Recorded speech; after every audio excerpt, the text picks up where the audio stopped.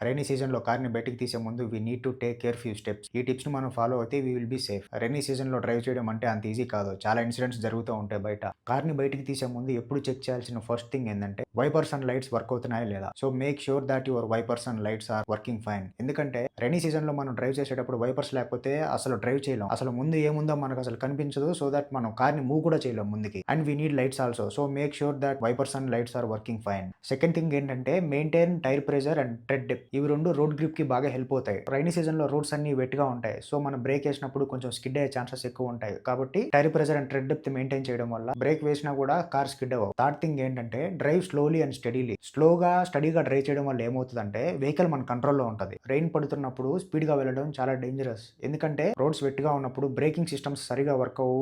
ఎక్కువ స్కిడ్ అవుతుంది. So that accidents అయ్యే ఛాన్సెస్ ఎక్కువ. So try to avoid speed in particularly rainy seasons. Last thing ఏంటంటే మన రోడ్ మీద డ్రైవ్ చేస్తున్నా కూడా రోడ్ మీద ఉన్న వాటర్ ఇంజిన్‌కి స్ప్రే అయ్యి సో ఇంజిన్ రస్ట్ పట్టే ఛాన్సెస్ ఉంటాయి. అందుకే ఇంజిన్ రస్ట్ కోటింగ్ వేపిస్తే ఇంజిన్ ఈజ్ సేఫ్. ఎక్కువ లైఫ్ వస్తది. అర్థమైంది కదా! Happy driving.